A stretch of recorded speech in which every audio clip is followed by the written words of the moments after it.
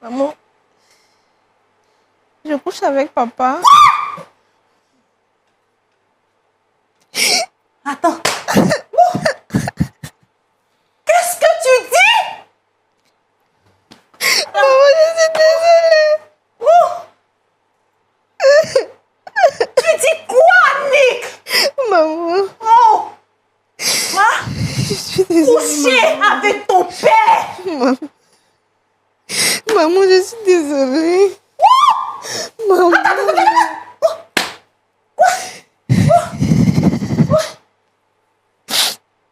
Coucher avec... Attends, toi. Mais attends, c'est une abomination. Qu'est-ce que tu dis, ma fille? Marcelet! Marcelet! Parle-moi! Dis-moi ce qui se passe! Voici la suite de l'histoire vraie de cette jeune fille qui est tombée amoureuse de son père. Elle a convoqué son père et sa mère sur un plateau de télévision pour tout confesser. C'est une abomination, ma fille. Comment? Comment, Marcelet? Sophie, je suis désolé. Je suis désolé. Marcelet, ta propre fille. Sophie, s'il te plaît. Marcelet. Quelqu'un d'autre peut faire ça, Marcelet. Mais toi, le père, coucher avec notre fille. Oh, Seigneur, ta grâce. Seigneur, ta grâce. Seigneur, ta grâce. Sophie,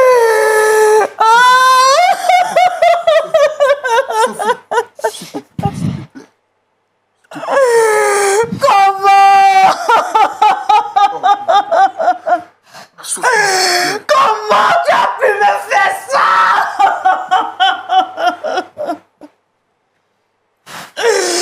Oh, Marcelet. Annick. Oh, madame. Annick. Couche avec ta fille. Annick. On pouvait le faire en privé. Là, tu me ridiculises devant tout le monde, Annick. Allez, il réfléchit. Allez, il réfléchit avant de me toucher, papa. Monsieur Comenard, asseyez-vous, s'il vous plaît. Couche avec ta propre fille. Asseyez-vous, s'il vous plaît, monsieur Comenard.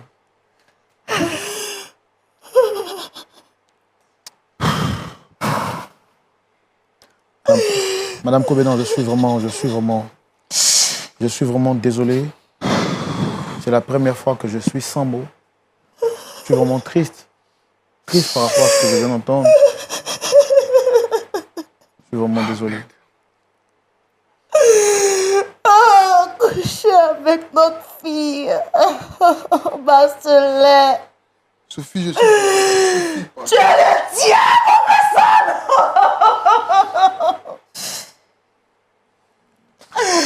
Coucher avec ta propre fille. Sophie, je suis désolé. Sophie. Laisse-moi. Ne me touche pas.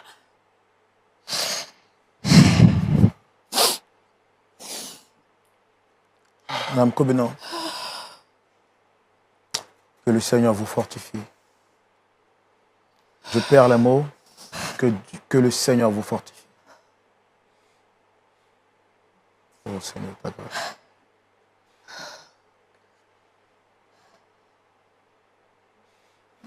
Monsieur Cobenant, excusez-moi, j'ai pas envie d'être dur envers vous, j'ai pas envie de vous juger. Loin de moi cette idée.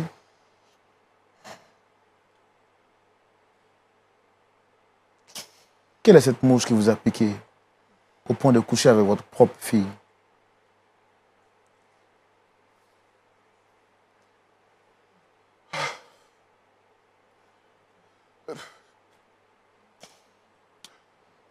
Je ne sais quoi dire, je ne sais quoi dire. Je sais pas. Je sais pas pourquoi c'est arrivé. Je sais pas. Je suis tout simplement désolé. Vous êtes chrétien, je suppose. Vous pratiquez une assemblée? Oui, Je suis chrétien. Je suis chrétien. Vous occupez quel rôle au sein de votre église? Je suis le responsable de la chorale de l'église.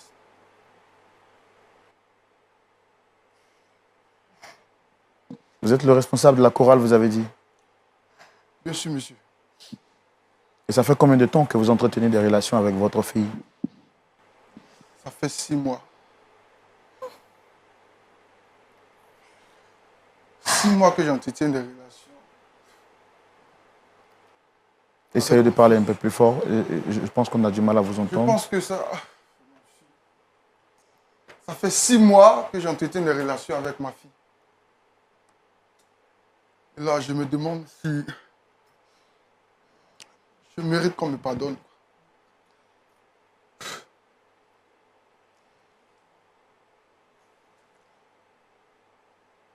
Écoutez, monsieur.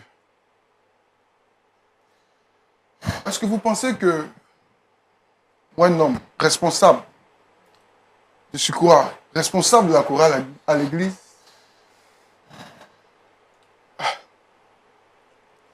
me permet de sortir avec ma fille? Mais pourtant, vous l'avez fait. Je ne sais pas pourquoi je l'ai fait en fait. J'ignore, c'est pas. C'est une cause d'envoûtement, vu que il faut dire que. Un instant, madame. Alors, vous me parlez de cause d'envoûtement, de... Vous dites que ça fait 6 mois que vous sortez avec votre fille. 6 mois que je sors avec ma fille. Tout a commencé quand, exactement? À vrai dire, il y a eu un temps, moi et ma femme, ça n'allait pas trop. Pourquoi? Parce que, à cause du boulot, j'ai rentré tard à la maison.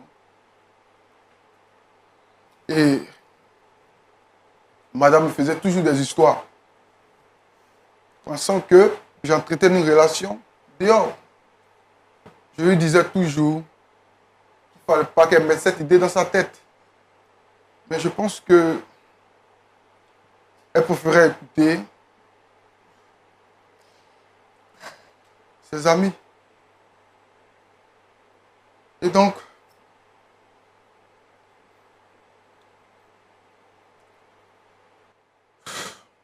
Depuis quand vous avez commencé à vous rendre compte que vous aviez de l'attirance pour votre fille? Parce que si vous avez couché avec elle, c'est parce que vous avez de l'attirance pour elle. Depuis quand exactement? ok. Je me souviens, une fois, je suis rentré du boulot, madame a fait à manger. Et donc, je suis allé manger. Madame n'était pas là. J'étais avec ma fille. Je lui ai demandé de venir, qu'on partage le repas ensemble. Et je pense bien que... Ouh, attendez. Ouh.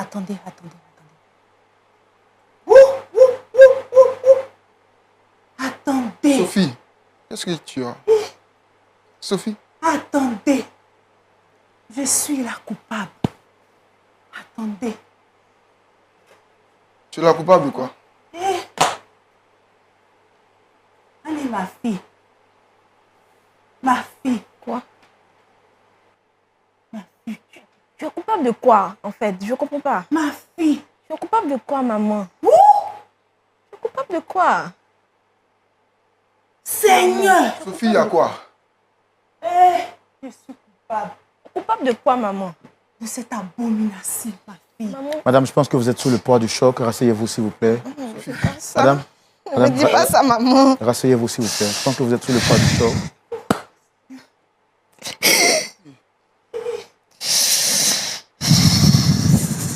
Ma fille. Marcelin. Sophie, explique-nous clairement. Qu'est-ce qu'il y a? Qu'est-ce qui ne va pas? Alors, je pense que madame est sous le poids du choc par rapport à ce qu'elle a entendu. Alors, vous dites quand vous avez fini c'est à partir de ce jour que vous avez mangé la nourriture. Effectivement. Quand on a mangé la nourriture, le jour qu'on suivit, j'ai constaté que j'ai commencé à avoir des sentiments pour ma fille. Bizarrement, j'ai commencé à la convoiter. Je ne comprenais pas d'où venaient ces sentiments, puisque c'est ma fille préférée, adorée en plus. Quoi? C'est moi qui ai poussé mon mari. Marie, dans les bras de ma fille. Vous dites quoi? Vous avez poussé votre mari dans les bras de votre fille? Sophie? Sophie? Sophie? Qu'est-ce que tu as fait? Marcelin, pardonne-moi. Tu veux que je te pardonne pourquoi? C'est vous qui avez demandé à votre fille de coucher avec votre mari? Non. J'ai fait une autre chose. Sophie, Rasseyez-vous, s'il vous plaît, monsieur. Qu'est-ce que vous avez fait exactement? Madame Kobenan? Oui. Qu'est-ce que vous avez fait exactement? Vu le comportement de mon mari envers moi, il ne rentrait pas vite à la maison et j'étais inquiète. Il rentrait tardivement. J'étais seule à m'occuper de mes enfants. Et je me posais de tas de questions. Et je suis allée voir une amie, Monique, qui est de la même communauté que moi. Elle m'a conseillé d'aller voir un charlatan, un marabout.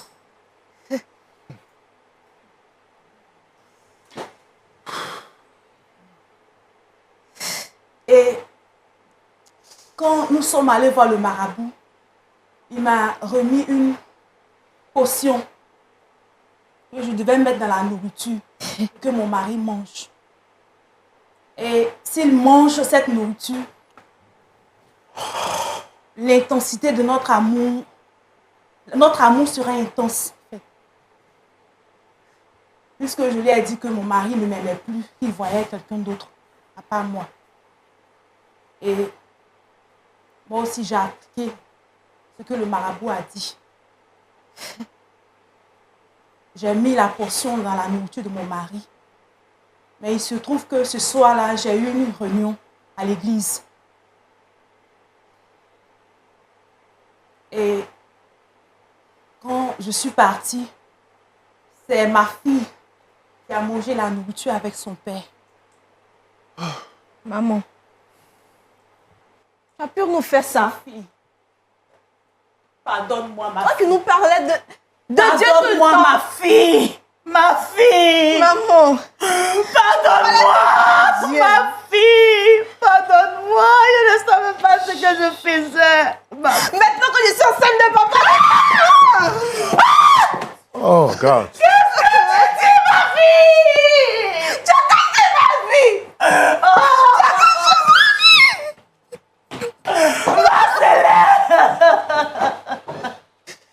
Sophie, tu es capable de me tuer. Pardonne-moi, mon mari. Sophie, tu es capable de me tuer. Pardonne-moi, je t'en prie. Tu es capable de me tuer. Pardonne-moi. Mauvaise femme. Mon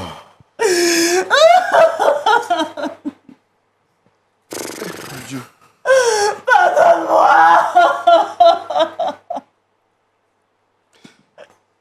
Je suis la cause. Sophie. Sophie. Gâche notre vie. Regarde, on est là. Vraiment, je sais pas. Pardonne-moi, Marcelin.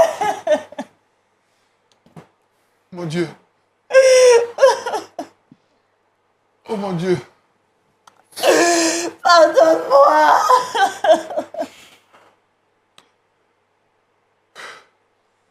Je ne savais pas ce que je faisais. Essayez de vous rasseoir, s'il vous plaît. Essayez de vous rasseoir, s'il vous plaît. Essayez de vous rasseoir. Oh, Seigneur, ta grâce.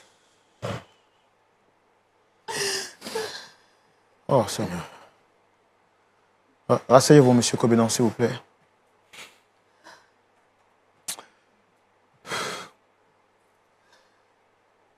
Tu es une mauvaise femme. Mais je pense que toi et moi, Ça prend fin aujourd'hui. Ça prend fin aujourd'hui. Ce combien, s'il vous plaît. Asseyez-vous. Ok.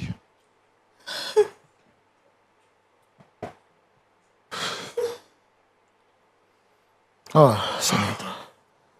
Excusez-moi, je me suis... On peut faire ça à son mari. Oh, Seigneur, ta grâce.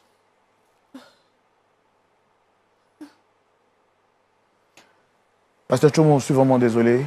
Oui, vraiment. Ah. Je voudrais passer la parole à quelqu'un qui voudrait juste dire quelque chose par rapport à cette histoire. Vraiment, c'est une histoire pleine d'émotions. Pleine d'émotions. Au point qu'on a même du mal, on ne sait pas par quoi commencer.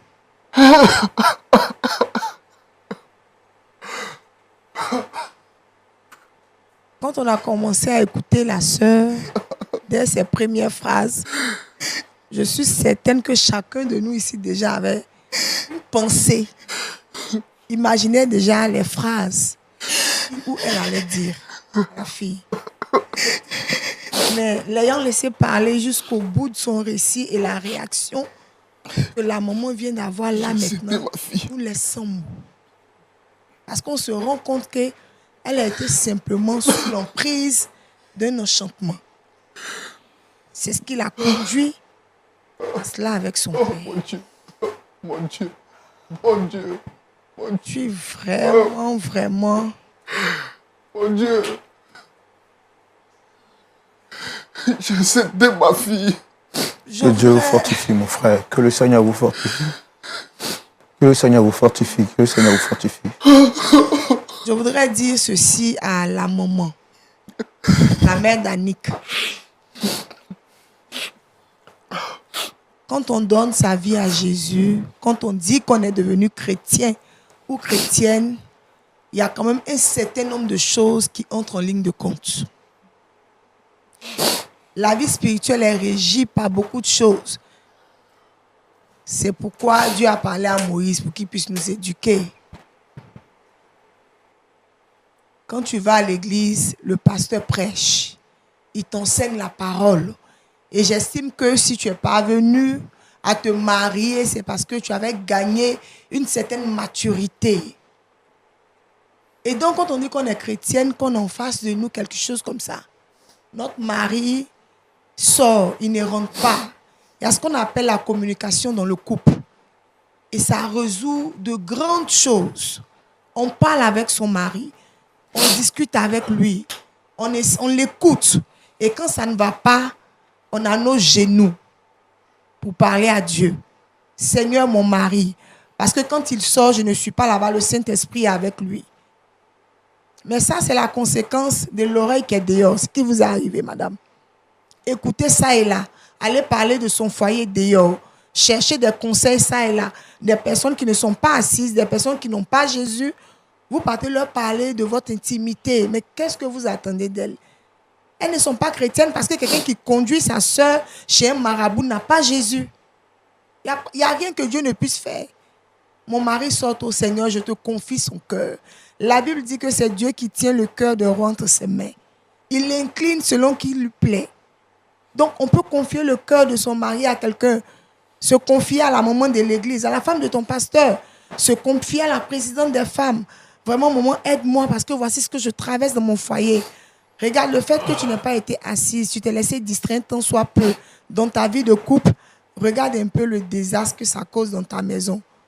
Toi-même, tu es devenu le destructeur de ton foyer. Et ça a rejoint carrément l'histoire de la femme insensée qui renverse sa maison de ses propres mains. Et voici le résultat. Ce que je voudrais dire à papa ce soir, c'est que Dieu est souverain. Il y a beaucoup de choses que nous faisons parce qu'on manque de maturité. Il y a des choses qu'on ne comprend pas. Et on se laisse aller par rapport à ce que nous voyons, par rapport à certaines réalités que nous vivons. Parce que bien que nous sommes chrétiens, nous sommes des hommes. On a nos émotions, on a nos faiblesses. En tout cas, c'est vrai que là, en ce moment, papa est sous le choc. Mais je pense qu'avec la grâce de Dieu, il trouverait un peu de place dans son cœur pour comprendre, pour Merci. essayer de comprendre ce qui s'est passé. Je ne parle même pas de pardonner d'abord, essayer de comprendre l'attitude de maman, ce Merci. qui l'a poussé à cela.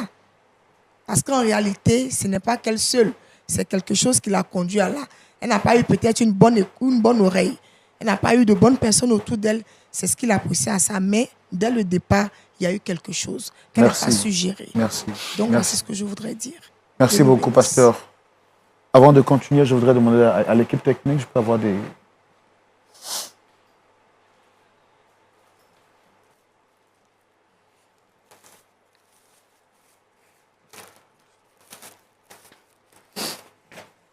Essayez de vous éponger, s'il vous plaît. Que Dieu vous fortifie, mon frère. Que Dieu vous fortifie. Sophie. Sophie. Sophie, tu es capable de me tuer. Pardonne-moi. Sophie. Toi et moi, c'est fini. Marcelin, pardonne-moi. J'ai enceinté ma fille. Pardonne-moi, mon mari. Pardonne-moi. Oh, Seigneur. Je ne savais pas. Pasteur Choumo. Je pense que... Oui, Roland. Ah. Sophie. Pasteur, je les abandonne entre vos mains pour que Dieu puisse vraiment continuer son travail. À vous, très chers téléspectateurs qui avez suivi cette émission, nous vous disons merci. Merci d'être restés fidèles jusqu'à cette heure. Vous l'avez vu, je n'ai pas pu m'empêcher de couler des larmes parce que cette histoire est vraiment triste. C'est ici que s'achève notre émission. Nous vous disons merci d'avoir suivi ce témoignage exclusif du couple Kobenant. Je rappelle que Dame Kobenant a été conduite par la puissance du malin et en voulant arracher son mari de force, elle a poussé à l'envoûtement. Son mari a fini par avoir des rapports sexuels intimes avec sa fille et aujourd'hui, sa propre fille porte en elle la sémence de son père. J'espère, ma foi, que vous tirez bonne leçon de cette histoire et qu'en tant que chrétien, vous comprenez qu'un enfant de Dieu n'a pas le droit de mettre la main dans les choses du malin. Que le Seigneur vous bénisse. Et si tout naturellement vous étiez à la place de M. Kobenant, trouverez-vous en vous la force de pardonner à votre épouse qui vous a conduit à l'œuvre des ténèbres? Que Dieu vous bénisse. La réponse à cette question pourra se poursuivre chez vous. Voici donc les conséquences de visiter les marabouts. On ne doit pas fréquenter les marabouts, Dieu nous interdit d'y aller. Quels que soient les problèmes que nous pouvons avoir, confions-nous en Dieu seul et non chez les marabouts, c'est la bénédiction de Dieu qui enrichit et il ne la fait suivre d'aucun chagrin. Si vous aimez ce genre d'histoire, abonnez-vous et surtout n'oubliez pas d'aimer et de partager pour l'édification d'un grand nombre de personnes. Activez la cloche de notification et à très bientôt pour une autre histoire vraie.